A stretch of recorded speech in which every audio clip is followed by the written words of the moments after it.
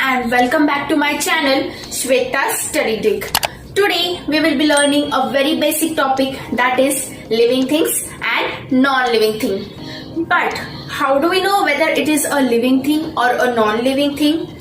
So let us study it with the help of few characteristics. Characteristic number 1, growth. Every living thing either grows or there are changes in its body. For example, a baby grows into an adult human being and later the growth of the height and the body stops, but there are changes in its body. For example, graying of the hairs, falling of the teeth and loosening of the skin. You must have seen the example or the difference between your dad and your grandfather. Similarly, in the animals and plants, the seed grows into a sapling, then later it grows into a plant and then into a tree, and gradually the tree dries. So all the living things either grow or they change physically, whereas in non-living things neither they grow nor do they change. So this was related to the growth in the living things. Characteristic number 2, nutrition. What is this nutrition? Nutrition means eating food. And why do we eat food? We eat food so that we get energy and we could survive or stay alive. All the living things need food. But do plants eat food? Yes. They prepare their own food in their own body. They prepare their own food with the help of sunlight, water, carbon dioxide and nutrients and minerals in the soil. This process of plants making their own food in their own body is known as photosynthesis, and the food of the plant is known as chlorophyll. So all the living things require food for surviving or staying alive, whereas non-living things never need food. Characteristics number 3, respiration. What is this respiration? Kids, close your nose for some time.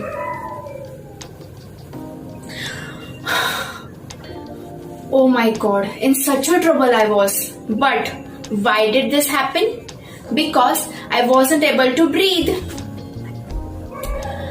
All the living things perform respiration, that is breathing. They inhale and they exhale. All the animals and human beings inhale oxygen and they exhale carbon dioxide.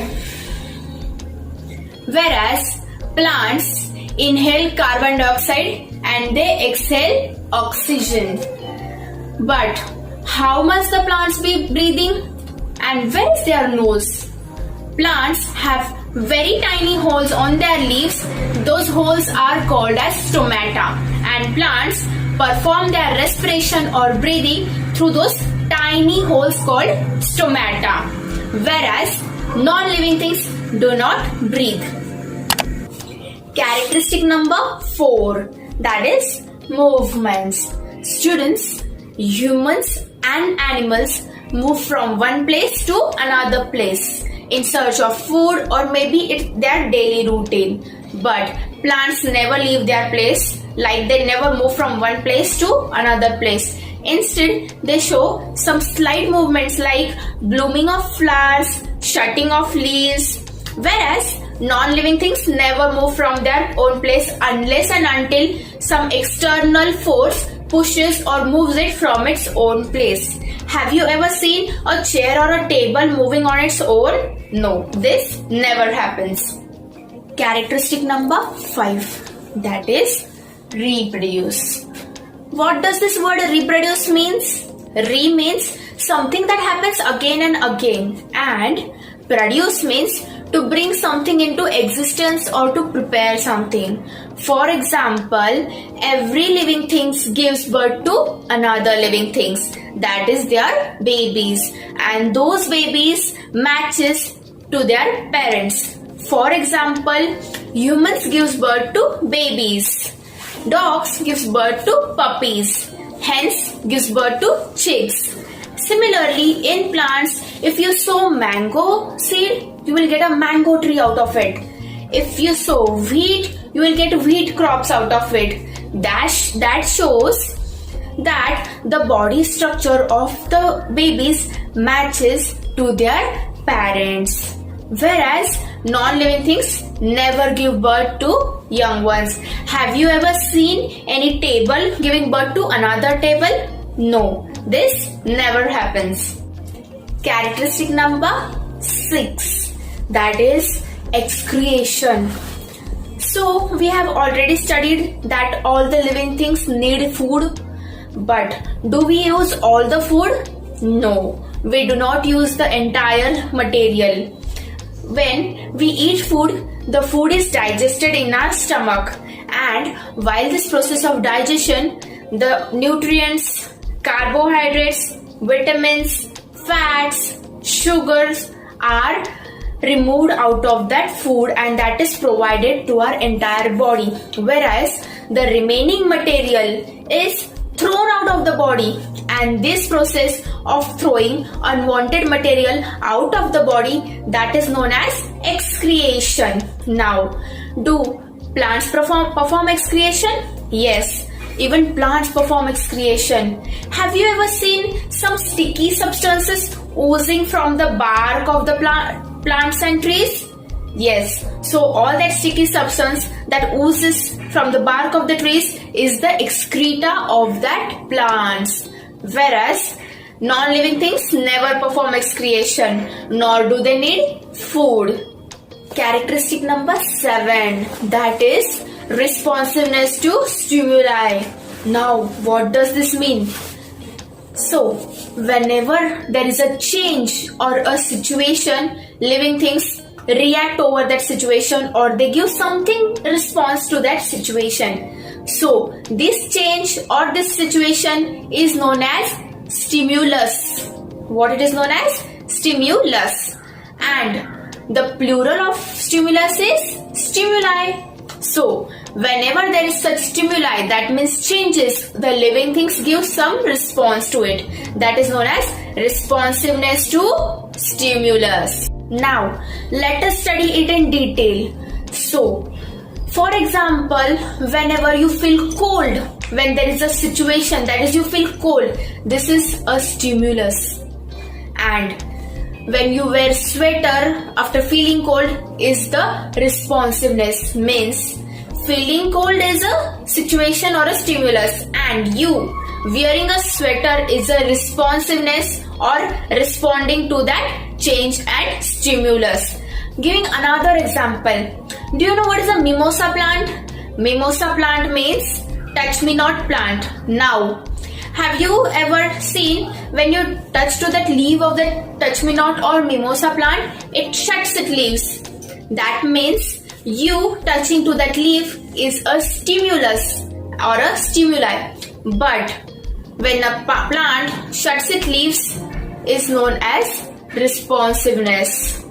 Now, in animals, if a dog sees an unknown person entering into the compound of the house, that dog starts barking to that person. Why does this happen? Because an unknown person is a situation, and to its response, the dogs start barking to that person. So this was responsiveness to stimuli. Whereas non-living things never perform these characteristics. Like if a chair is lying in a hot sun, it will never sense the hotness because it does not sense the situation. So it will not move from its place or give any type of a response.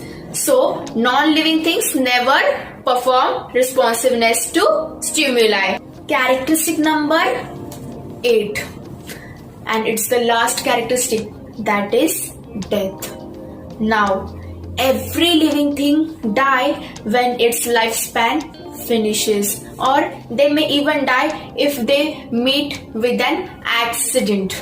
Now, every living thing has a lifespan, that is they are born, then they grow, and later they become old and later on they die. Now, babies grow into an adult human being, then they grow into an old person and later they die. Same happens with the animals and plants. Small plants are grown, they grow into a huge tree and later when the time span of their life finishes, they dry and die. Now, all the living things after death are called as dead bodies and they do not perform any of the characteristics in this video mentioned above. Like they do not grow after death, they don't need food, they do not move, nor do they breathe, they do not reproduce, and they do not excrete, nor do they respond to any of the stimuli or changes or any situation. So, non-living things do not die because they were never alive.